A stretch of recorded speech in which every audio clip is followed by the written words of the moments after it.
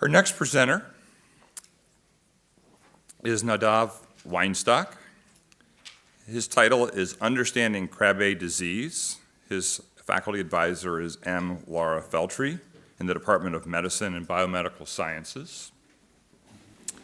He, I don't know the circumstances, but apparently broke both his arms when he was a child at the same time. Yeah. Loves squash, the sport, not the vegetable, which I think is awesome, and hopes to travel to outer space sometime in the future. So, ready, set, pitch. A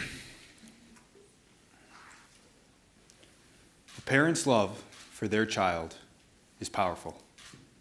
That love is limitless and unconditional. And if a child gets sick, a parent's love perseveres. It's that love that encourages me to become a pediatrician and to join in the worldwide effort to cure childhood disease. I study Krabbe disease, a devastating neurological disease that affects babies. Some of you may have heard of Krabbe disease from local Hall of Fame quarterback Jim Kelly and his son Hunter. When Hunter was just 3 months old, he was diagnosed with Krabbe, and doctors told the Kelly family there was nothing they could do. Hunter fought bravely, but like all children with Krabbe, ultimately passed from his disease. Today, more than 20 years after Hunter's diagnosis, not much has changed in the field. There's still no cure for children with Krabbe, and there exists a fundamental gap of knowledge regarding what causes the disease and why our treatments aren't working. To help you understand Krabbe, I want you to imagine your own life if the garbage man never showed up. Garbage would accumulate, first in the kitchen, then in the living room, then the whole neighborhood. Something very similar happens in Krabbe. Patients are missing an enzyme, and without that enzyme, cellular waste accumulates, causing disease. The problem is we don't know where that toxic waste is coming from, and if we don't know where the problem starts, how can we fix it? My research project focuses on answering that question. By using a series of cutting-edge genetic tools that my mentor and I helped create, we're now able to pinpoint precisely where that toxic waste is coming from.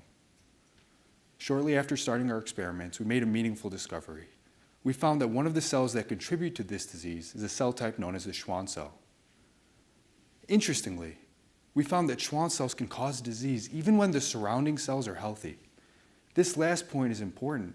It contradicts what we thought we knew about the disease.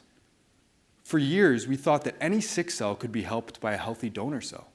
That was the basis of our treatment option. Children would receive bone marrow transplants from healthy donors. Our data not only suggests that Schwann cells may contribute to the disease, but also may explain why our therapies aren't curative. And with this information, we can design better therapies that target the underlying problem. Every year I meet dozens of families with children affected by Krabbe. Their lives were turned upside down overnight. One moment they had a healthy child with their whole life ahead of them, then the diagnosis came and their lives were changed forever. But the story doesn't have to end here. With our research, we're closer to finding a cure than ever before. Thank you.